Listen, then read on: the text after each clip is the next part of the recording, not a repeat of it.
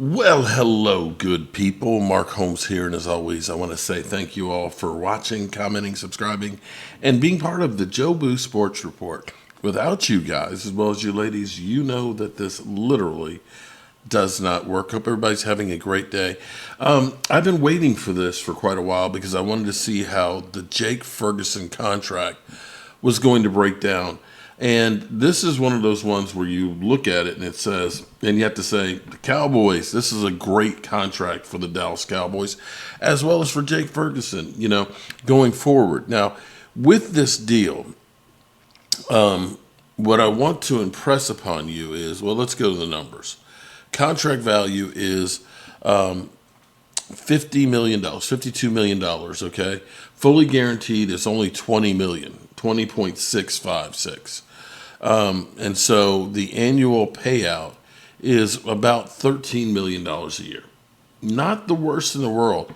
But here's where this, and let me pull this up because I want you to see this, because this is where getting a deal done early, not waiting until it's the last year of a deal, saves you. Because if you look at this, Jake Ferguson's cap number this year does not change. It does not cost them any money on the cap this year getting this done, as would getting Tyler Smith's or Deron Bland's.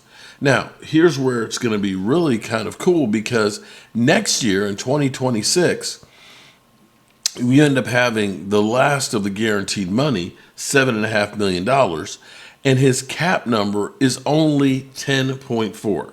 So here's what we're talking about here. Now, I want you to understand this. So for the next two seasons, the Cowboys are only paying $15 million in cap numbers. And see, that's what you have to understand about these contracts. It's not about, oh my God, he got $52 million, he got the bag. How do the numbers work out? And the math is definitely mathing, because then in 27, when there's no more guaranteed money, technically the Cowboys actually have an out. They could end up letting him go and only taking a $7.2 million hit if Jake Ferguson does not work out the next 2 years. But his cap number is only 9.4. Now, in 2028, his cap number does balloon up to 14.9, but they can end up letting him go for only $4.8 million cap hit and save $10 million. So they have flexibility with this contract, and if it ends up being that he plays great, well, they can always go ahead and take this contract and extend it down further and work those numbers down lower. And see, this is the kind of deal that you want to have the Cowboys doing. And see, the key on this is this, because here's what I want you to understand is, you paid him seventh player tight end money, seventh highest paid tight end in the NFL. You locked him in at that number, but you don't technically start paying it on the cap until next year. And that hit is less than the money that you are guaranteed or basically paying him per year, $10 million. So technically, what you're really looking at here over the course of the next 3 years, as far as the cap goes, is $25 million, which basically is a little over $8 million a year. To put that in perspective, when we had Dalton Schultz here, we franchise tagged him and paid him $11.4 million. This, my friends, is one of those ones where you look at it and say, Stephen Jones, great job. Great job, because, this guarantees that you got him for this year. And if it ends up being that he ends up not getting back to the form, you can get out of this deal. This isn't like where you had Michael Gallup and we ended up taking, because mind you, we're spending $8.9 million on Michael Gallup this year in dead money. We're spending $8.9 million in Zach Martin this year. This is a deal that you can get away with, and if you need to, in 2 years. If it doesn't, you got him dirt cheap. Now, I would love to see more deals like this.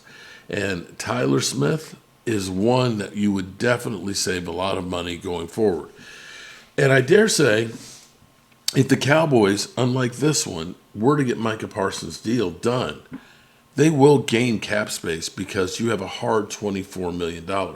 And for those out there that say, well, if you pay Micah Parsons, and this is where it's kind of crazy that they will tell you that you can't sign players because Dak Prescott and CeeDee Lamb.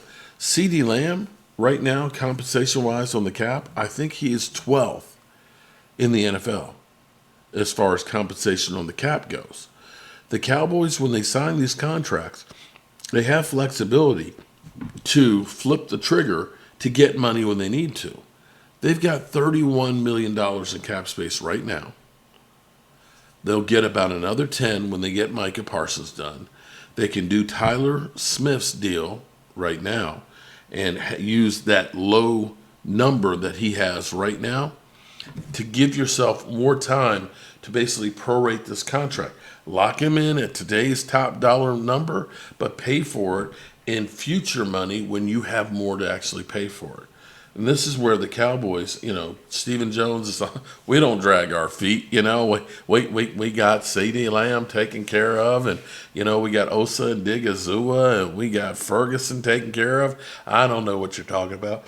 Mainly, you don't know what you're talking about, Stephen, and that's where we are. But we need to see more deals like this done with your players sooner than later, because if worst case, here's the thing, worst case, you do a deal like this that is relatively team friendly, that gives you outs, you're not stuck with a player that doesn't work out. And you're not paying top of the market money to the player down the road.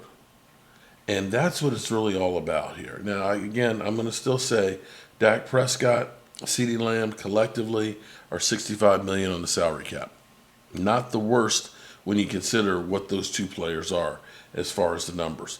Go ahead, take a look at some of the other teams and some of the numbers of their top wide receivers. Tyreek Hill is a $28 million cap hit right now. Yeah, $28 million. CeeDee Lamb is only a $12 million. So congratulations on the Cowboys. I'm glad you got this one done. Let's get some more done so that way, instead of us killing Catboy, we can actually start praising Catboy. That's what I would like. And Jake Ferguson, I hope that you have a monster season this year, that you getting that contract just makes you really buy into doing everything possible to earn it, and that you are in great shape. One of these other contracts that's not talked about much and may get interesting is Terry McLaurin. Now, this has got nothing to do with the Cowboys, but Terry McLaurin is looking for a $30 million plus contract. And I don't think the Commanders at his age are looking to do that one, because when you look at Courtland Sutton is basically the same age, and basically he ended up getting a deal which is less than what Terry McLaurin is paid right now. So Courtland Sutton is $23 million a year.